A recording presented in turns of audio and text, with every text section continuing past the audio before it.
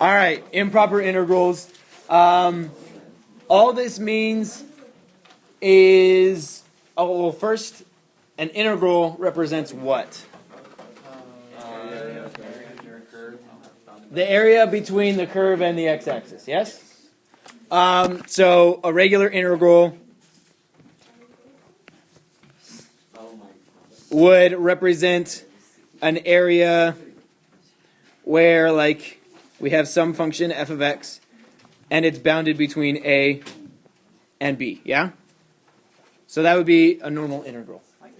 An improper integral is an integral that's represented by perhaps something like this, where we maybe start with a. We'll say this is f of x. But we let it go to infinity. So that's basically what an improper integral is. Sometimes there's points of discontinuity in the middle of the two limits of integration. We'll have to adjust for that, but I don't think that happens today. I can't remember, but we'll see in the examples, because I chose examples to work. So, if we have this, let's take a look at our first example, then I'm going to come back and look at something. Actually, here's how we do this. Whoops. So, the way that we deal with this part is just by changing it. Instead of having the integral from a to infinity, we're going to change that to a b. What? We're going to have f of x dx. And then we're going to take the limit. What do you think the limit's going to be of? As b goes to infinity. As b goes to infinity. So then we can just do this integral like normal. And at the very end, whatever we get, we take the limit as b goes to infinity. That's it. So really, like, you should be able to do all the problems right now. But we're going to do examples. X. So we're going to evaluate this integral. Actually, you guys try it. So the first thing that I would do is change it to b. So the integral from 2 to b, and then I would write in the limit as b goes to positive infinity. And I have x to the negative third. I move that up, because now I can just use my rules. Actually, if ever I have a fraction and something like this happens, I always try and move it up and see if I can use my rules. If I can't use my rules for anti-differentiation, then I know it's probably ln. Yeah?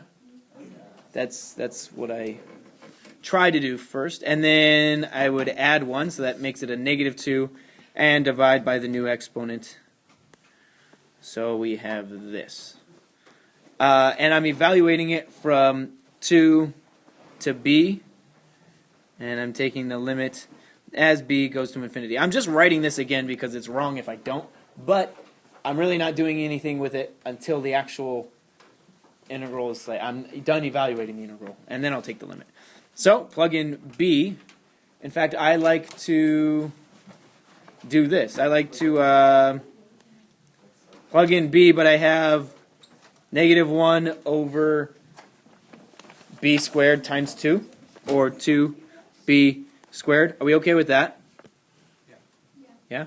Minus, here we go, Sam, negative 1 over 2 times 2 to the negative 2, positive 2, minus a negative, yeah?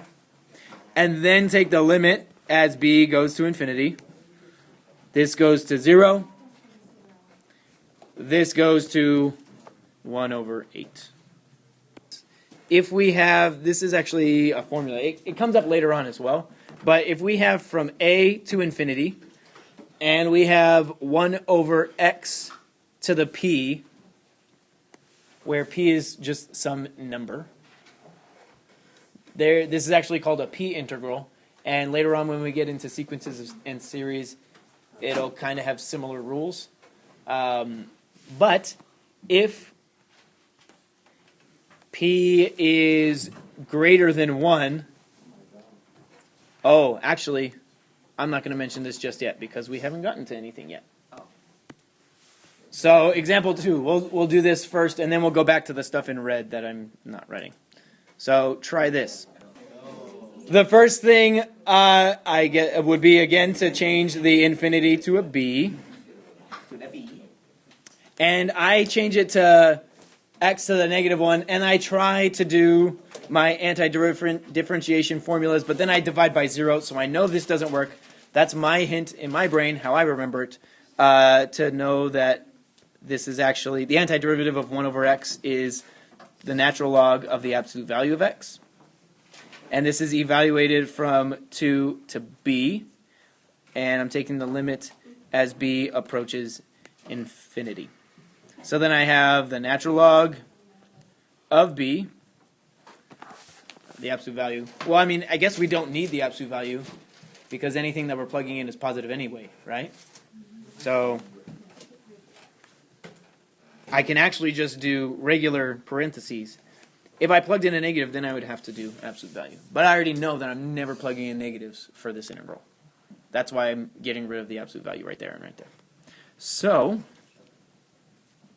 I have that. And then I'm going to think of the graph for the natural log of x.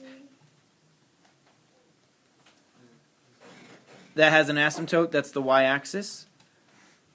And it just goes up and out forever. So if x goes to infinity, that's